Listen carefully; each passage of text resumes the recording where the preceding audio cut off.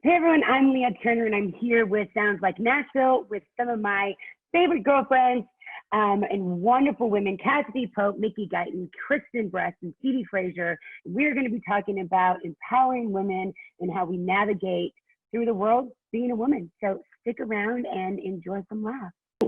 Anyways, well, I just want to start it off with thanking you ladies for being a part of this with me. I know that it is a busy time and everyone has busy schedules, and it's also a weird time, so to be able to gather everyone together and to show support is what really this whole thing is about, is women supporting women and how we navigate through the world as a woman and what that feels like, and kind of get insight for others out there and how we can continue to lift one another up and continue to really link arms, because we do need our girlfriends and we do need one another. And there's a viewpoint that we have as women that I think the world needs to know. So thank you for being a part of this.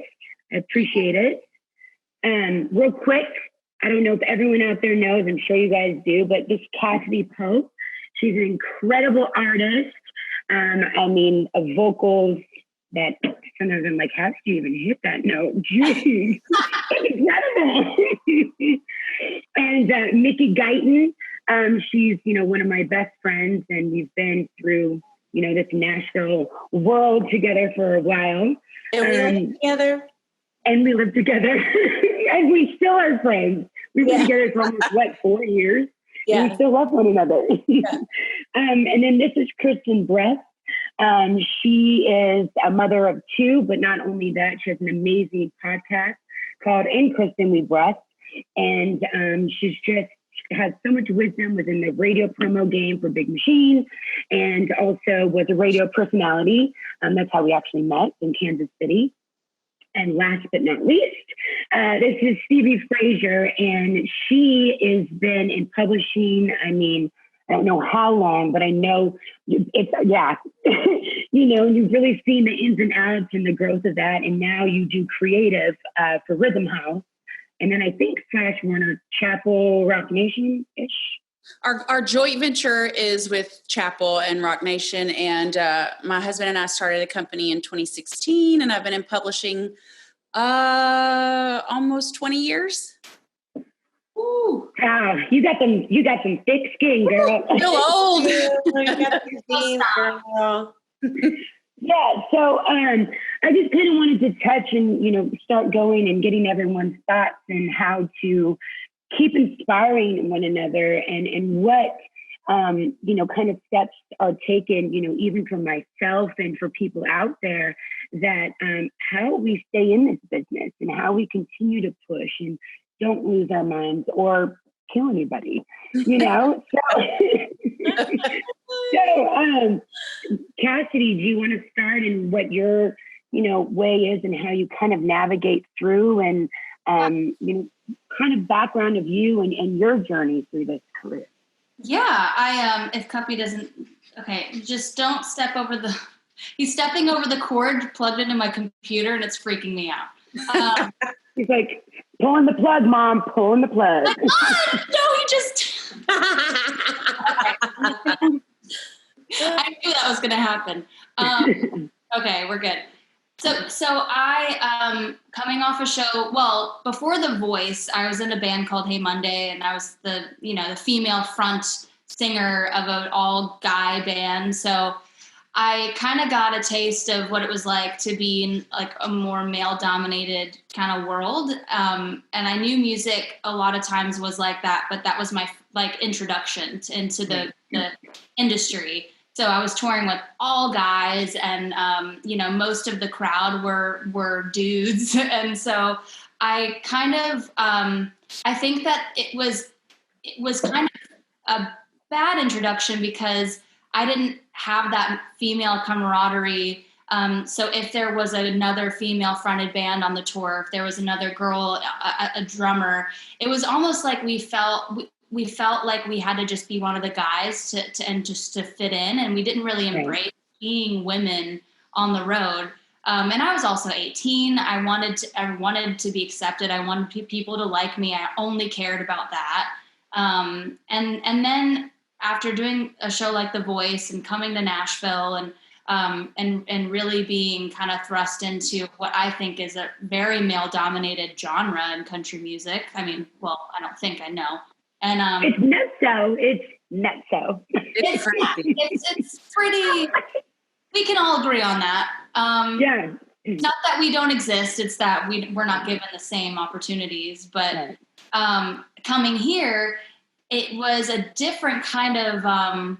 It was a different kind of situation where I felt like I was embracing being a female in country music, but I also had people in my ear kind of pinning me against other girls. So I didn't realize that I wasn't really an advocate for other female artists. I thought I was, but it's almost like thinking that you have confidence and then something comes along and throws you off and you're like, oh my God, I have no confidence. I'm like, what's happening? So it took me a while to get to a place of really knowing what supporting other women felt like and was like. It took me going through a really hard time with my personal life and and leaving the label at the time and just kind of like reshaping my life and realizing I needed my friends and I needed to lean on women.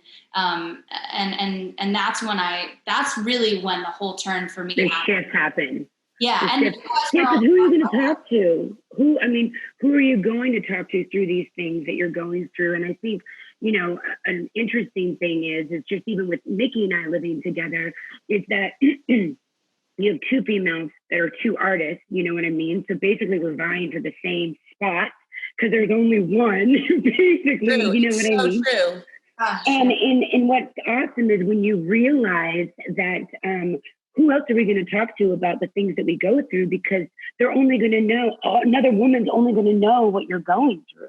Yeah. And if we can build on that sisterhood and that foundation of like, I've got you and I'm not going to use when you're being vulnerable to me against you, is such a beautiful, beautiful thing, and that's when you really start to be able to advocate, I guess, for women. You know what I mean? Totally. Yeah. Yeah. So, just chime in when everybody wants to. Miss Sissy, Kristen? I want to disagree with Cassidy Pope when she said that she wasn't an advocate for women. Excuse me. Because you were always so kind. I've done so many shows with you. And you are 1000%. You have been. You just didn't even realize it. Yeah. Because at that time. Well, I think what I meant was, and not that I'm going to be brutally honest. I mean, I hear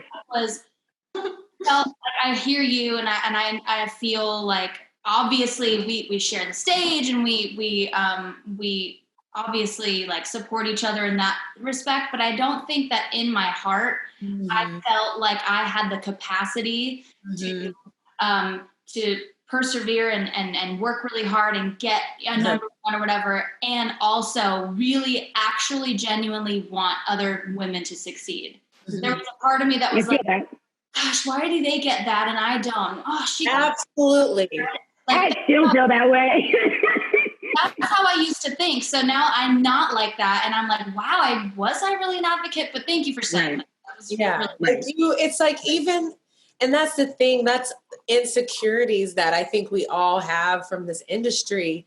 But in our heart of hearts, you would never want to take that career path of anybody else other than yourself. So that doesn't, because it's not yours. You're saying that you don't feel like you are, but you abso-freaking-lutely always have been.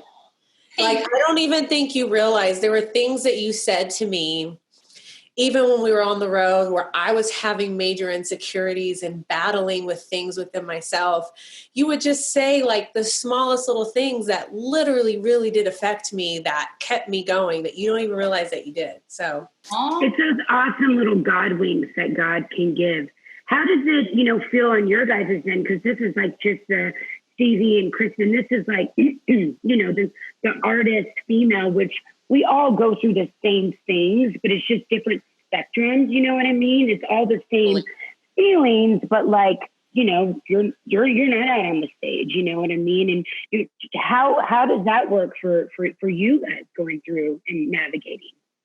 I think it's so crazy because Jesse, my husband, who's a songwriter and a publisher and a producer and all that, he's like, why do girls get so catty? And, you know, what's the deal? And he's like, you know, guys just aren't like that, which is not true.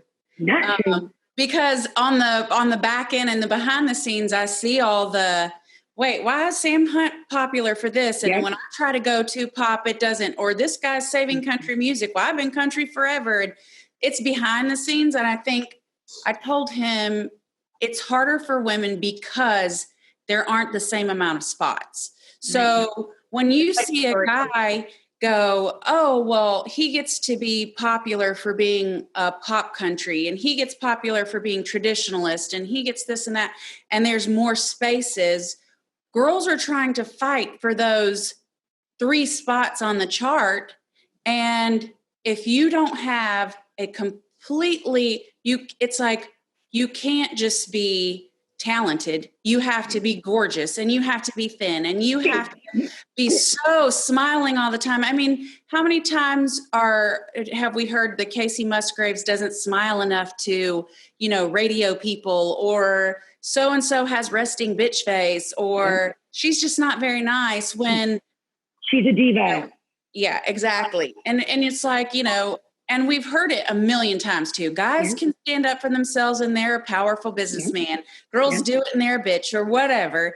And I've seen it artist-wise, writer-wise. I mean, we definitely don't have the more like openness and successful female writer groups when a lot of those songs are going to males, and a girl can write a male song, but they're not expecting that from us. So it's like, guys get to write guy songs and girl songs. Girls get to go on the road and go on the road. Those guy acts. Yeah.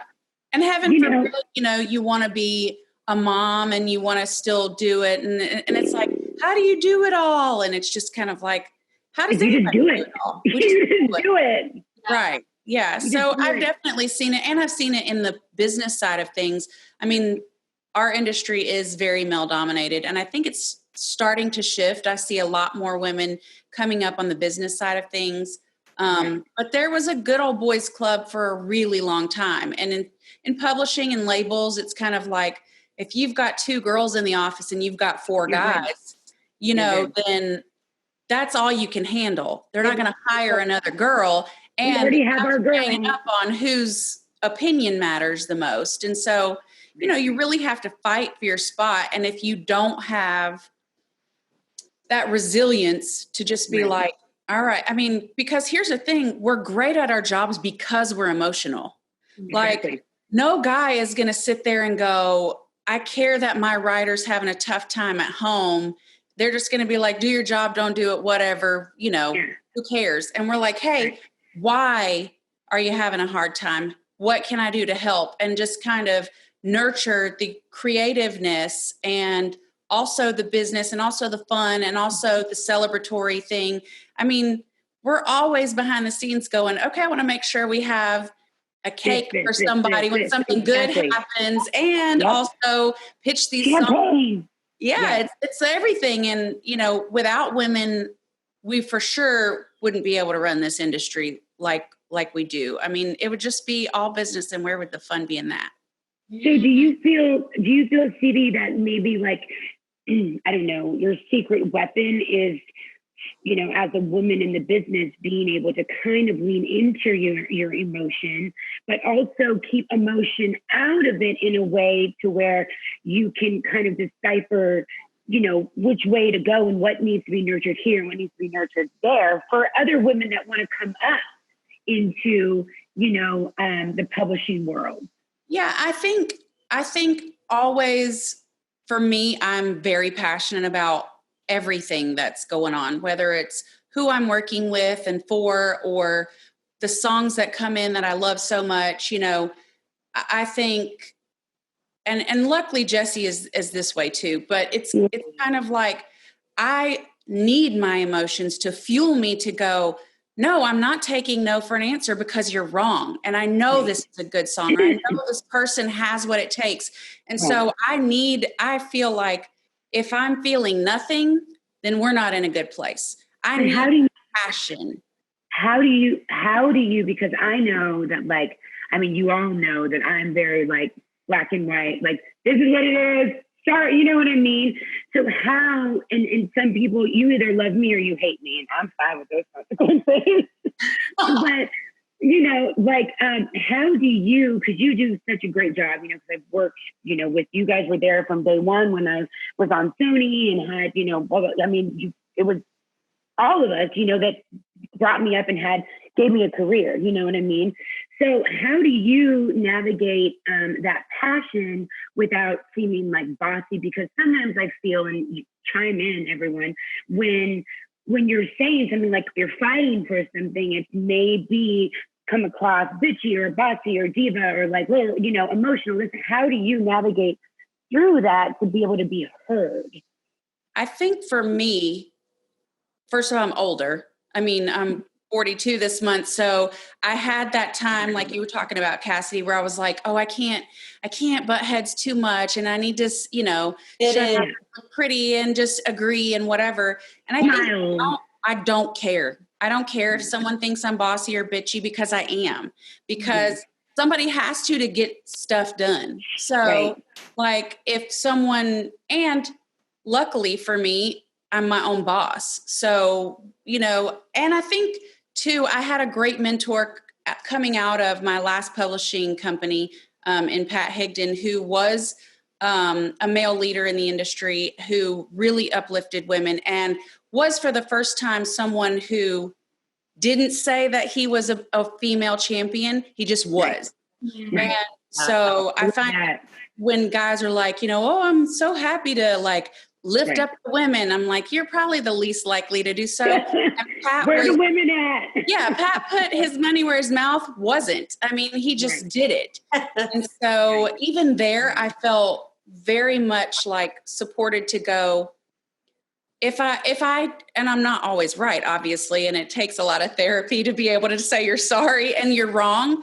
But I think it was like, hey, for the most part, if I've let that bossiness or let that passion get in the way, I can also come back and say, hey, it's because I care and I was wrong.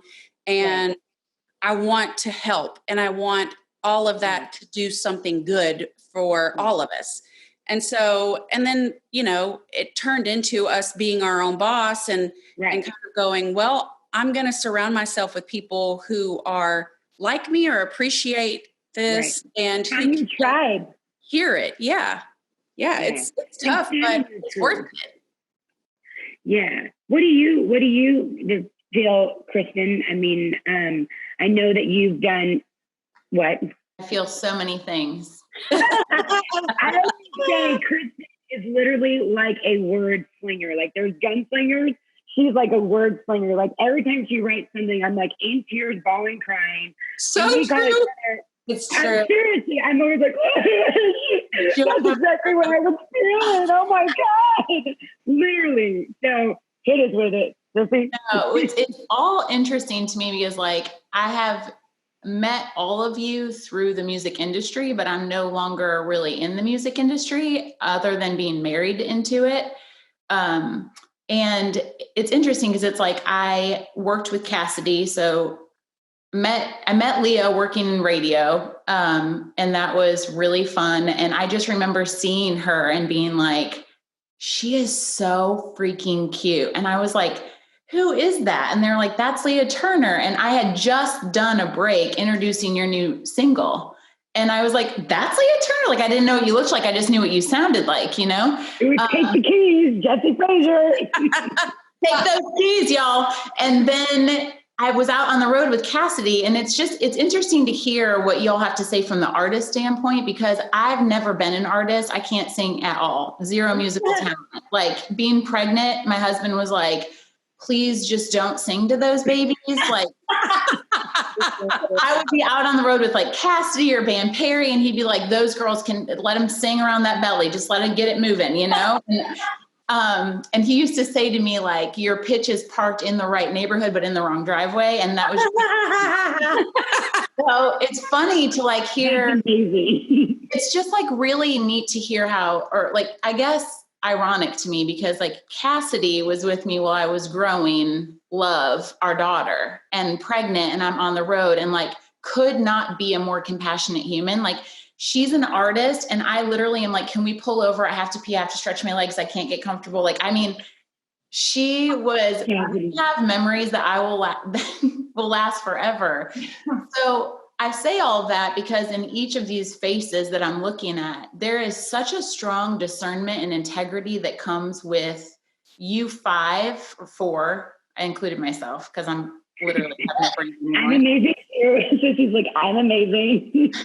I do not think I have strong discernment anymore. I think kids ate that. But I look at the 4 of you as kind of an example of the music industry to me because your integrity, your nurturing ability, your discernment for what's right and wrong. And I mean, I guess I'm spoiled in country music because I've always been in country music in some way that I only see like, it's funny when I hear that like women don't support women, I'm like, but who said that? Was it a man? Because I kind of feel like for the most part, there's no elbows out. I mean, I've worked with Kelsey Ballerini like on some shows and I remember just being like, wow, she's just a really cozy human. And just, there's something very special about our gender. I'm a pretty passionate person about women and growing women. And I mean that like in the literal and figurative sense. And women make so much of this world happen. And I don't mean like, I mean the world also, but just country we music. Cook humans. Like, we cook humans. Yeah, I mean, what we do like on the backside of things, I remember like in promotion, right. I felt very privileged. I worked with Jimmy Harnon and Matt Hargis and at Big Machine. And in my experience with them, those 2 were advocates for me. They protected the way I traveled. They were very good about hearing my opinion. What they did with my opinion, I don't know, but they would hear it and at least give me the detail. But you know,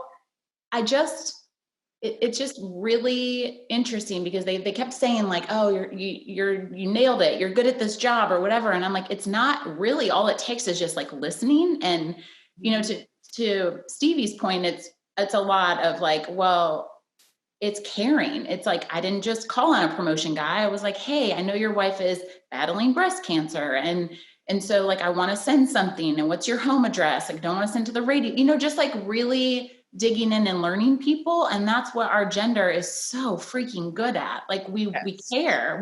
You can't pretend that. Right. And that's the difference. You can't pretend to have that integrity and that nurturing ability. And that's our superpower. Yeah. Totally. And how do you think that you navigate through that? Like even, you know, with having, you know, the blog that you have and the things, and, you know, being like, I think your blog is about, well, I know it's about, I think your blog is about, you know, everyone can sit with us, you know what I mean? Like there's no one left behind, you know? And how do you navigate through that? Because I know sometimes for me, I mean, I don't really like everybody. You know what I mean? I just don't. I don't, because it's hard to be able to be vulnerable with other women. And it's hard to be, it really is, because sometimes, you know, in the past and what kind of been ingrained in us as from little girls, we're kind of taught that we're one another's competition versus we're one another's, you know, anchor in a sense, you know, like we're not taught that. So how do you navigate with, you know, doing it so well with you? I know that I just choose people that stand in their truth or like fall in line with what my heart is and where I can go, you know what I mean? So there's not that combative thing that, of course I would do this for you. Of course you would do this. You know, you always find that team that lifts you when you're down, you know what I mean? So how do you navigate through that? And what would you tell love, you know what I mean, when someone's mean? Because it's true, women are mean to women. They are. We are. It already started for Love last year in preschool. There was a little girl named Katie who was mean to her. And she was like, Katie says that when I'm there, it's not fun. And I was like, well, why don't you tell Katie? I had to like, I'm like, where is this child? why don't you tell Katie? Ant collection rolls Listen, deep. Katie. And I had to dig deep because the Michigan comes out, and I said, why don't you tell Katie that she's always allowed to play with you? It's always fun when she's around, and that you will pray for her and her mother.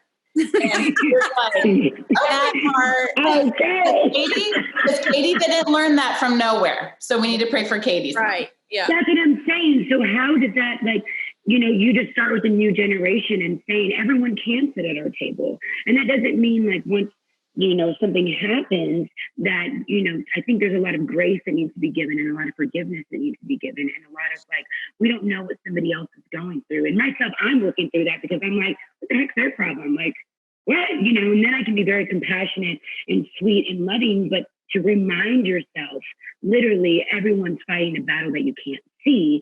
So maybe with all those insecurities is why we lash out and act the way that we do sometimes, I think that's it. Like, honestly, I think that it is always somewhere. And I don't think anyone is born mean or hateful. I think they just pick up that behavior, or they learn a lesson that puts a chip on their shoulder. It's hot.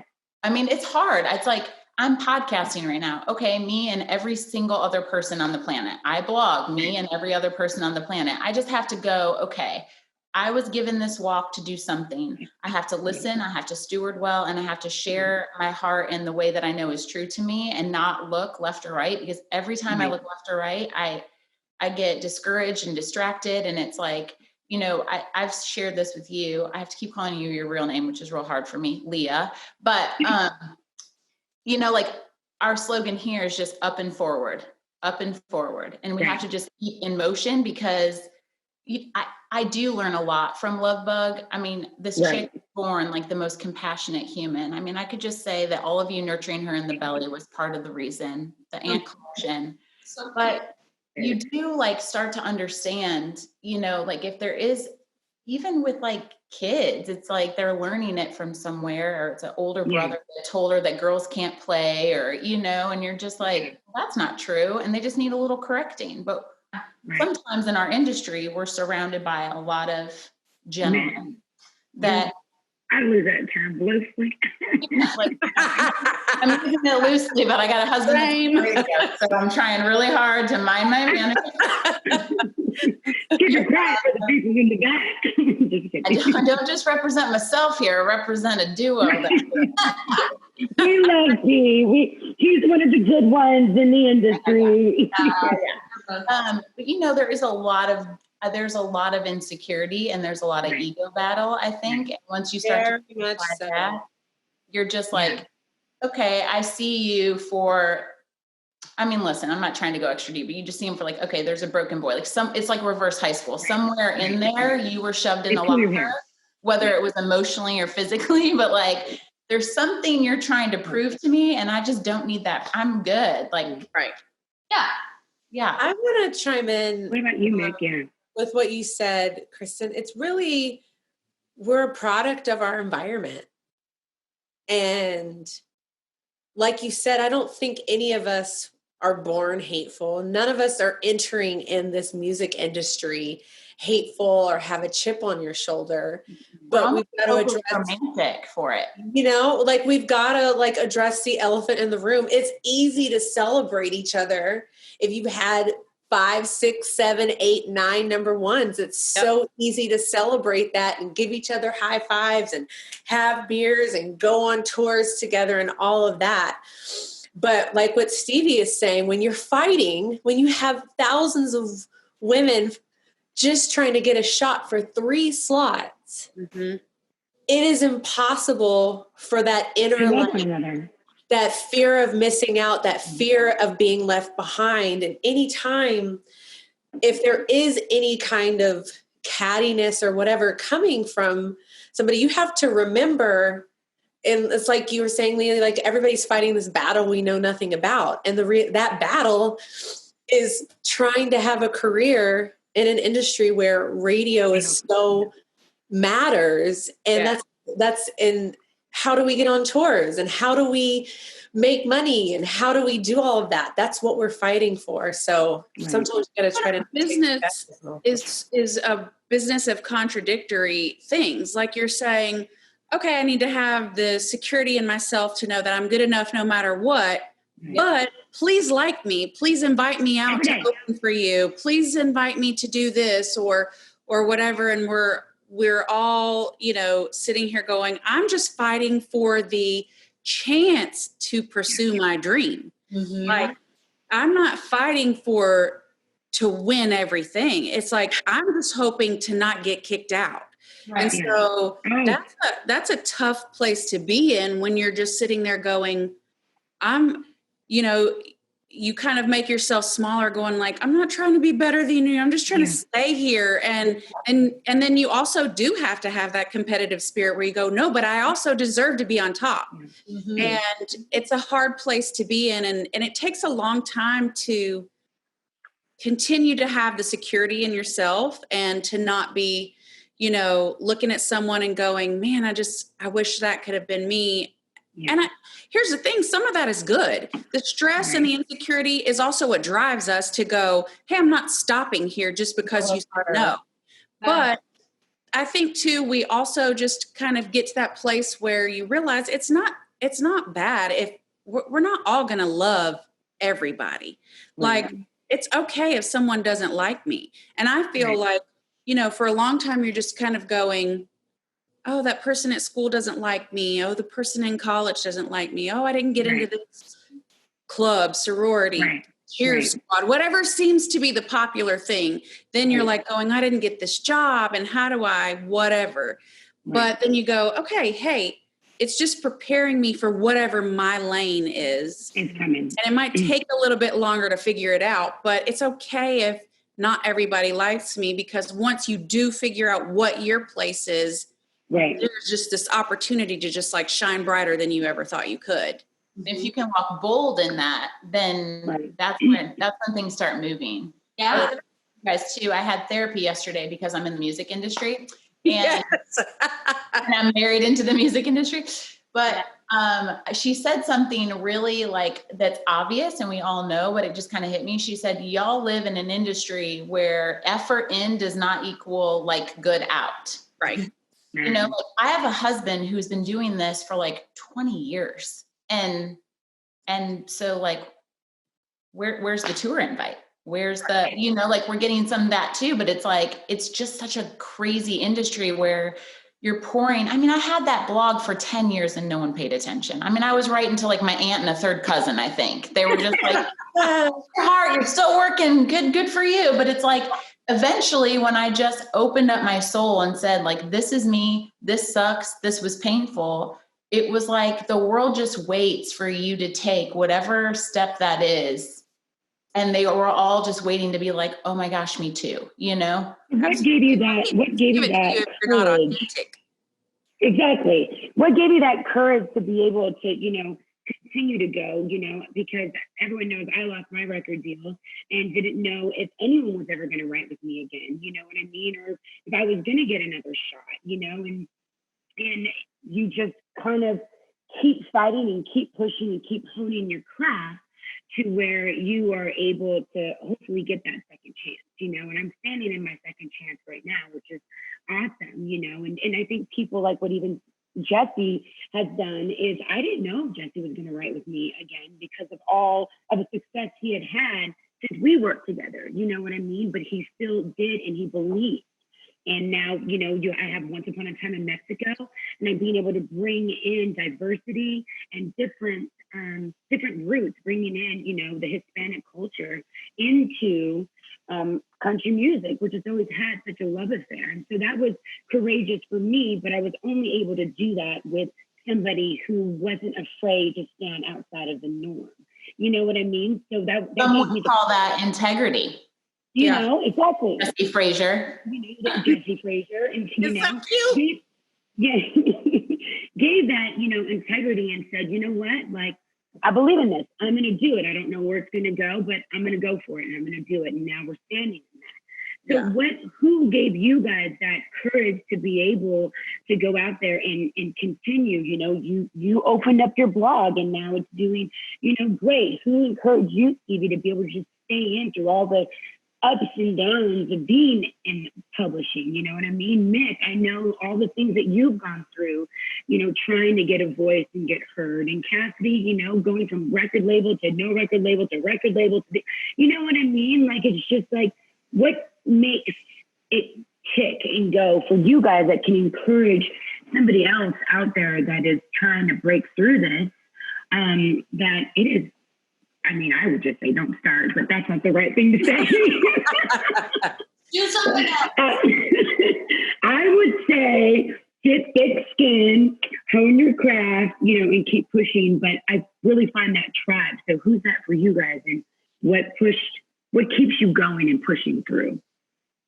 I think hitting rock bottom and literally having nothing else to lose and facing all of your demons, facing your jealousy, your insecurity, all of that. Once you are legitimately able to face that, and you say it too, like really standing and living in your truth. I feel like we're living in a day and age where people want honesty. Right. And, you know, it's easy to feed everybody what you want them to see, right? Yeah. But when you're at your rock bottom, it's like you don't even, you know, you don't give a damn what anybody thinks at that point. And it's like, it's crazy. Like sometimes when you're having your darkest moments, I say this all the time, is when you see your biggest breakthrough. Right. And sometimes letting down all those walls and going through all those difficulties and you facing that, then all of a sudden you can rise up and take the step where you're supposed to be. Like you said, you didn't know where you were going to go, Leah, when you didn't have your record deal. And then you finally were like, I'm putting down these walls. I'm proud of my Mexican heritage. I'm bringing this part of who I am to the forefront, you know? Or Cassidy, you living your most authentic self in this time and being like, I'm going to sing the music that I want to sing. And you're not going to tell me what I'm supposed to do in my life. And that's where people attach. You know what I mean? But like you just said, Stevie, that's where the authenticity comes. So you're saying, Mick, like basically just, you know, I always say stand in your truth and your tribe will find you. Be the best you can be and they'll find you. And so do you think maybe it's really the most, you know, BA thing to do, the dopest thing to do is to be vulnerable, because whatever that vulnerability is, that's where people can really hang their hat, you know?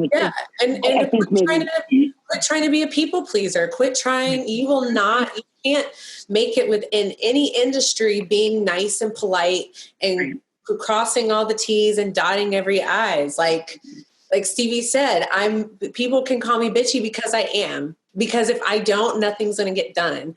And if we don't step up, like it's your career, it's your life, and people will run over you till you're blue in the face if you let them. And they're going to get other shots and you may not. Yep. Yeah. What do you think, Cass?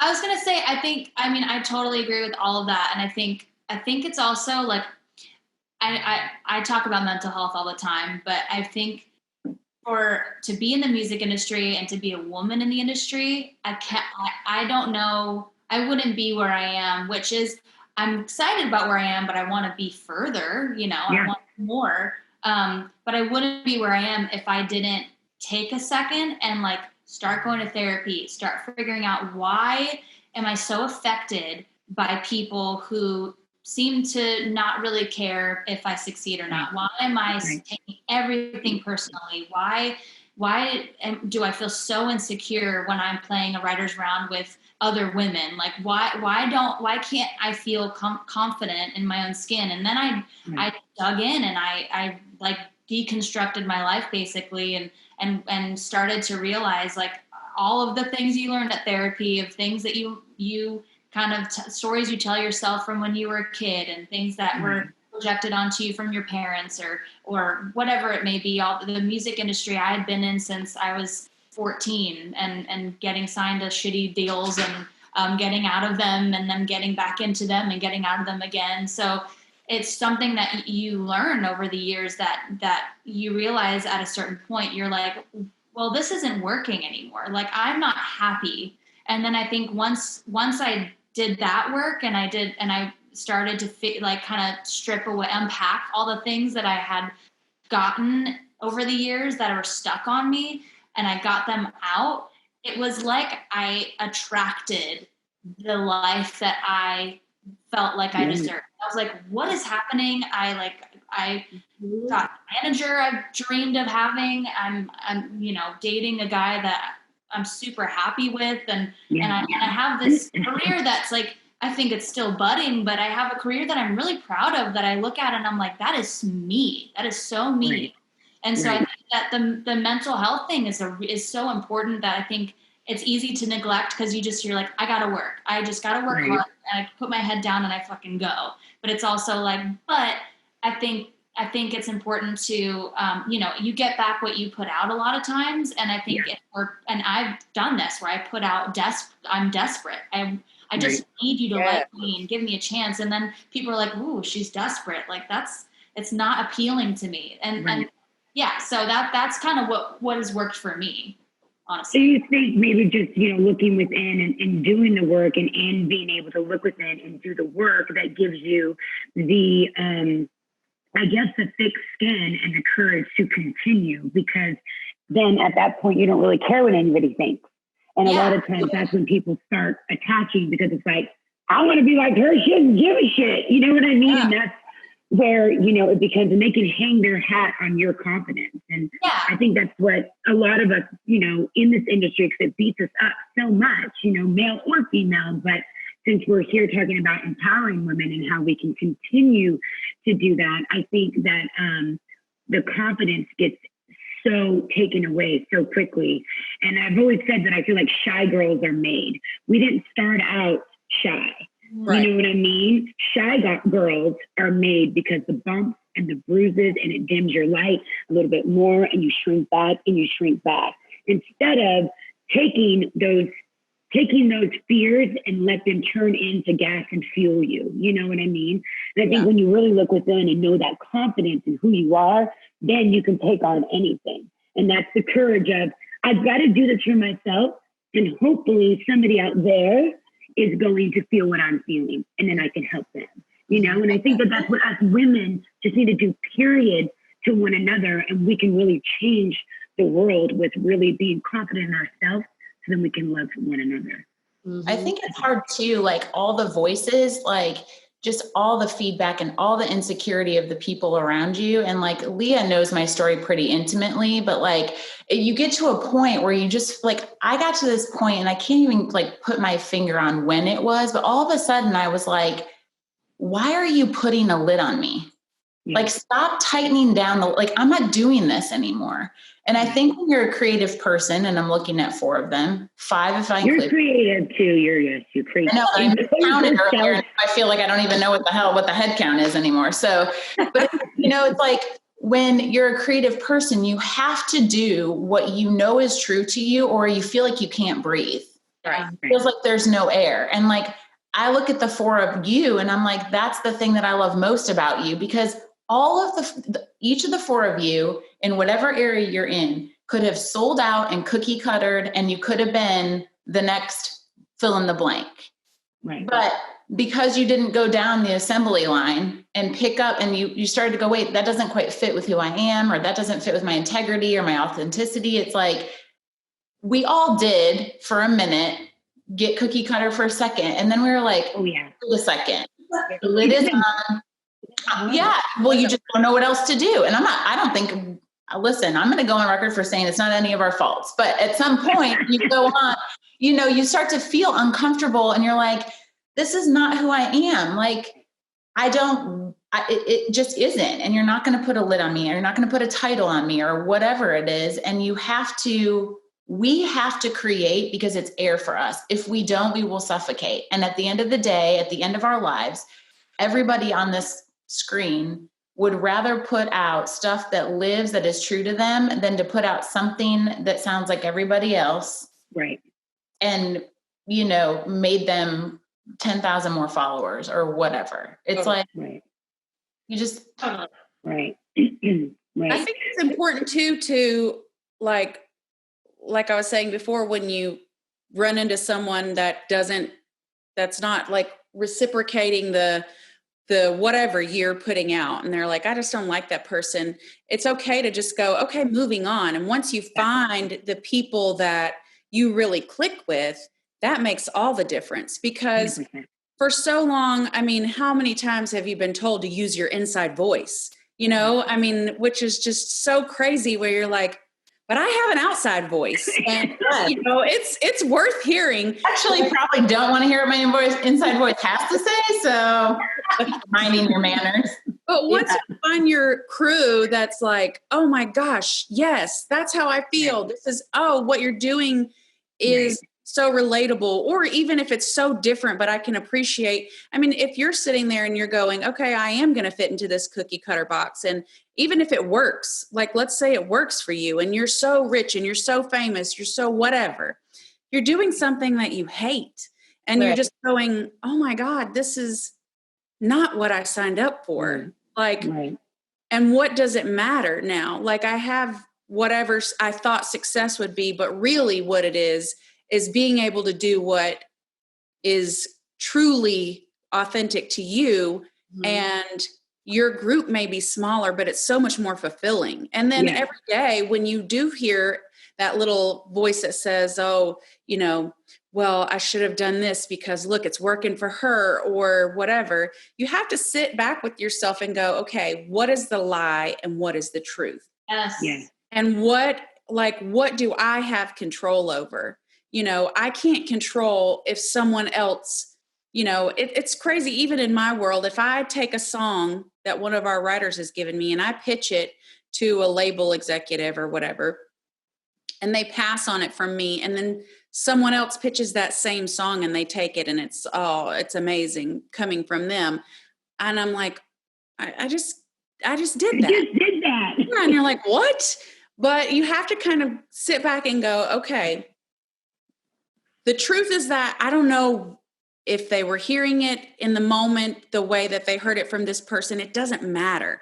The end game is all getting to the same goal. And what I have control over is if that person says no to me, then I go somewhere else.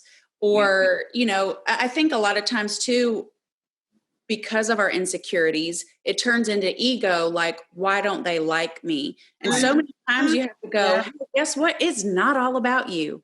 You know, so someone else's insecurity might seem like it has something to do with you, but it has nothing to do with you. So once you kind of step out of your own ego and go, okay, this has nothing to do with me. Whatever I take from here, my attitude is all that I have control over. So how do I change it? And I think in the end, for me, it's like suffering versus happiness. Like, how much do I want to focus on something negative and suffer in something that might not be the truth? Right. Versus just kicking out of that, going, I have control over my attitude towards this, and I can turn that into happiness, you know, and sometimes you can't. I mean, let's be real. It's not like you can just be like, but you know, I can minimize my suffering if I really tell myself what is the truth. Right. And then you can stop getting out in your own mind of making up a story that has something, you know, completely not to do with you.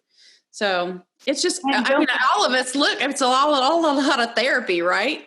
I feel like going back to the people that can speak truth into you, like I'm a Jesus girl, so I find a lot of alignment in that. Like, one for JC. Okay. But like, there are times where my humanness even gets in the way of that. And I'm like, I need to just go to where I know is true. Or like, you know, like I didn't get invited to something. And I'm like, well, I wonder, you know, I went down the rabbit hole. Like, well, I wonder if they've, you know, what about this? Or what if they heard that? Or it's like, what if they, you know, thought this of it? And I'm like, honestly, you have to just go, okay. Like I turn back to like Leah, I turn back to, you know, my other girlfriends. And I'm like, just people that will speak life over you and into you and remind you of who you are and whose you are and just like to get back to basics, because there's so many voices in Nashville and volume does not equal truth. Free. I have really What'd you say, Cass? I was gonna say I have friends that like I love, that I know that they're speaking out of love to me, but they'll be like, do you think maybe they didn't like the thing that you said about their whatever, about their like button those jeans? I don't know. Like they will feed the insecurity without realizing it. And those are the people that like you kind of realize, well, I'm not going to come to you with this information anymore because you're that also isn't a true friend. What's that? I said that also isn't a true friend. And actually, I think she actually told the girl about the button on the jeans, and she might right. Maybe she was trying to help her out. Maybe she was trying to uplift her button. Like, come on. Yeah, I use that as I don't even know why I said that, to be honest. I've never said anything bad about somebody's butt in their jeans. I usually that's all I can think of in the moment. You better button up your jeans. I think like after 6 months, somebody should say something about this button because it's stressed out. 14 buttons are no joke. And unstructured pants. And I was like, why am I even wearing jeans? You can't even see me. I should be in sweatpants right now. I'm wearing sweatpants. Those are cute sweatpants. Not a reason to. Yeah. But I think you're right, Cass, though. Like, you do figure out who you go to for what. I mean, and not everyone is going to be the friend that gives it to you straight and whatever. And it doesn't mean that the other friends don't deserve being in your life. There are those people we have that are a good time friend. There are people who can be the go deep friend. There's a person that, you know, you end up being the support system for them most of the time. I mean, we just have a lot of roles to play. And once you figure out who does best for what in your crew, then you just know what to expect. Live a better life. Yeah. Like, I know who not to call when I have like when I don't need gasoline thrown on a marriage fire. Or when you need some tough love, you know, when you're going, oh, this isn't fair. And they're like, girl, you got to get over this. Check it out. Right. Yeah. Leah's good for that because she yes, she is. But she also knows how to present it to me so that I can digest it. Because if she was like, sissy, I'd be like, it's true. It's true. But she should be like, okay, sissy, but I think this is what we do here. And I'm like, okay, you're right. My little broken Care Bear self, not knowing what to do. No. You're right. See, there's all different levels of friendships, you know, different branches, I guess, where you pick this fruit from and everybody gets fed in that way. And it's just knowing which meal you need at that time or which condiment, not to turn it into food. Tomatoes, just kidding. But making just a little side in there, just kidding.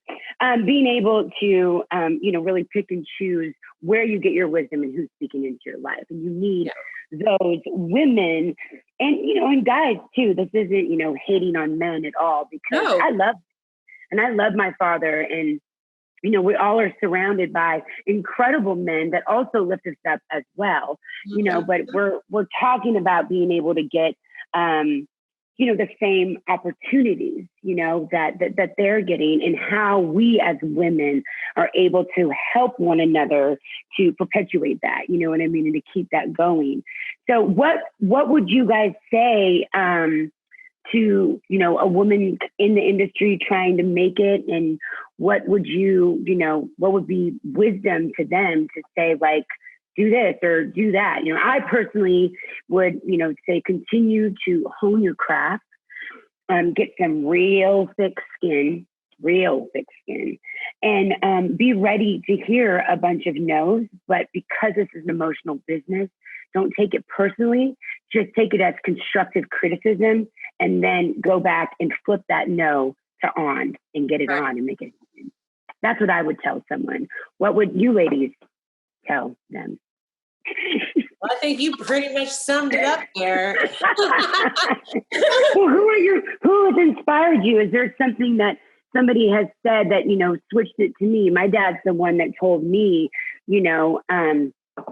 take that no and turn it to on, and my mom's the one that told me, we don't ever give up. We keep going until, you just can't go anymore. And the only ones that fail are the ones that quit. You know what I mean? So what's a person in your life that told you guys something that, you know, is in the back of your head when it gets tough?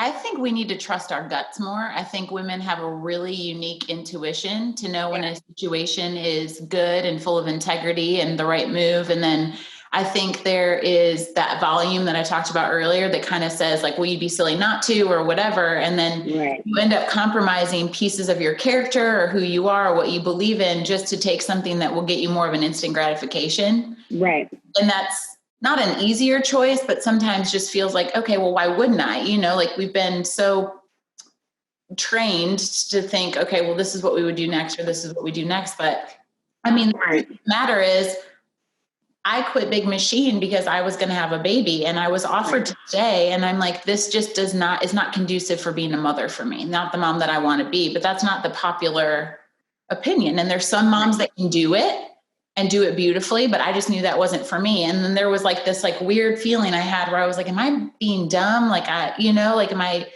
tabling? You know, it's like, just to use that as an example, but in my gut, I knew I was doing the right thing and that it probably wouldn't be easy. But you just have to like, I think we get muted too often when we know exactly what we need to do. We know exactly. We know, and that's where like this comes in. That's where like, you know, the four of you come in for me. It's like, I know. And sometimes I just need someone else to say, trust that, you know? Right. And that's when you align with your tribe. Stevie, what would you say for, you know, someone that's wanting to get into publishing? I don't necessarily mean like an artist that wants to be a songwriter and how to get a publishing deal. You know what I mean? But how to get into publishing and be a publisher. What would be some, you know, steps? Because we need more women that are listening to our songs. Yes. We need more women pitching our songs. And you're one of those that represents that, you know. And when I was able to write with Hillary, you know, I learned so much from her just sitting in that writing session. You know, I learned to listen. And then be able to put the other person's story into something beautiful, you know. And I don't know if I would have gotten that from another guy, you know what I mean? So what would you tell other women that want to be publishers and how to get there? Because we need you guys to represent our voice. Part of the business, you have to go, why do I want to be here? Why do I want to be, like, when I first came to town, I was like singing demos and doing background. She can sing. She sang background vocals for me. You can sing for me. But I was like, I went to school for the music business because I was just like, I should learn what I'm getting into. And then I discovered like where I was going to be. I didn't even know what publishing was. I didn't know anything about, I thought the only job here was a record label person who finds talent. And there's so many places. And I think you have to find where you want to be and why you want to be there. I love being around music and songwriters. And I love hearing songs that no one else gets to hear. And people are like, oh, what's your favorite song? And I'm like, it's a song you've never heard, because we get access to so much incredible music. And then you have to realize, what am I good at? I am a good person to bounce ideas, and I can be kind of a therapist, and I can be your tough love and say, hey, you know, get it together. But I think you just have to find the people in your life who will be honest with you. And so if you're going, I want to be in publishing, and but really deep down, I want to be a songwriter, then don't go into publishing. Go be a songwriter. Go be what you want to be first. Like, don't spend your time wasting going, I should probably do this because there's too many that, or I'm embarrassed to say I want to be a writer. I'm embarrassed to say that I can sing.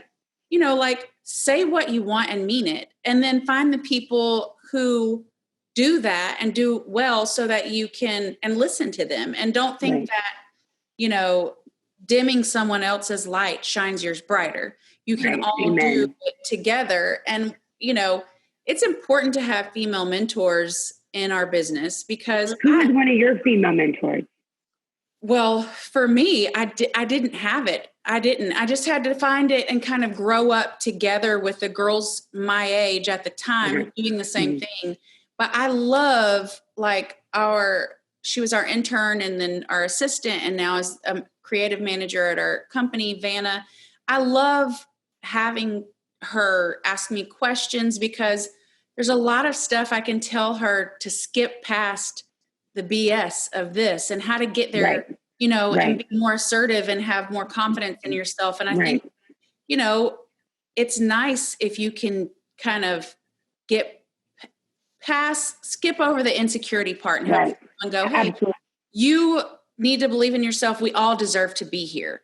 So let's get that part out of the way. Just already assume that you have a place here. And once you do that, you can go, oh, well, how do I do it better? And what can I accomplish? And then you can kind of just go, oh, I can get rid of all the little negative voices in my head saying that I'm not worthy of this. And just now I can just go do it. And once we kind of get there, easier.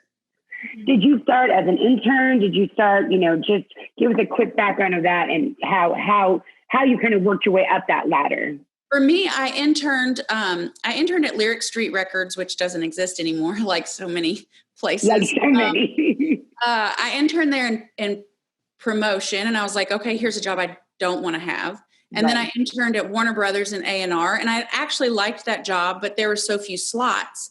And I kind of understood more about publishing from my intern boss, who was a friend of the publishing person that I got my job from. So it was kind of like, okay, if I don't like this, I'm going to figure out, what I do and don't want to do. And maybe there's just like a time period that I'm going to give myself 2 years to go, hey, it's okay if I move around job to job and go, I don't want to do this, but I'm learning more about that. And I want to do this. We're not. So you just kind of like started somewhere and then moved your way up and kind of felt your emotions and your feelings and then found your place in what you felt was fulfilling where you should be. Totally. And when I started in the publishing company, I was in the lowest part of the tape room at the time, which was basically burning CDs all day long.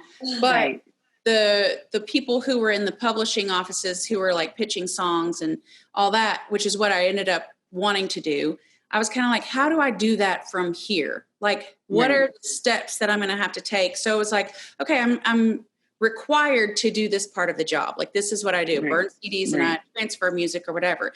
But there's a lot of old songs that kind of live in this place that they're kind of moved on from, and I just said, hey, is it okay if I pitch these back catalog songs?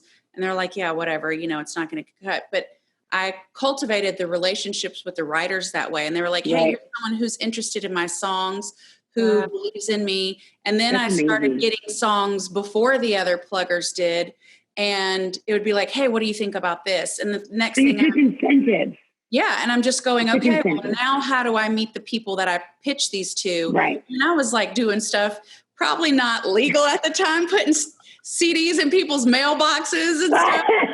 But doing whatever it takes. Doing whatever it takes to get to where your next step is. And that's having courage and that's being secure in who you are and seeing, a certain, view or a end point that you want to get to. Not to cut you off. They couldn't deny me that job.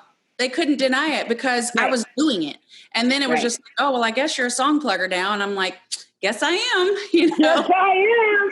No, thank you, Stevie. I don't want to cut you off, but we have 6 minutes and I want to get there. I don't remember the question that I asked you. Yeah, you just asked. I was so insightful. I'm like, you just work your way up. That's all you do. You just take initiative and kick butt. You just work your way up. So thank you for that. I lost my train of thought. I was thinking back off that actually, because when you were saying that you kind of like you it was an ebb and flow of actually I'm going to go here. Actually, wait, I'm really good at this, so I'm going to go there. I think it should be the same for artists. We as women are growing constantly, and I think there's this pressure to, once we decide what kind of music we're going to do or what our brand is or what we're going to do, we need to do that for the rest of our careers. And I don't know, I just think that that's just such bullshit, because we can't stay the same as we were when we were 18, when we got our first, whatever record deal maybe. So that's what my advice would be is don't be afraid of changing through the process, and don't be afraid of the mistakes you make, because 1 second you're going to think, oh my gosh, I lost this record deal, my career's over. And then the next thing you know, we've all been there. And the next thing you know, you're like, oh wait, I actually really like this place I'm in better. So that, and that was actually great. And it was better for my story. So just not being afraid of the changes that you're going to go through. Totally. I love that. That's really great, Nick. The only thing I'll say is your voice matters.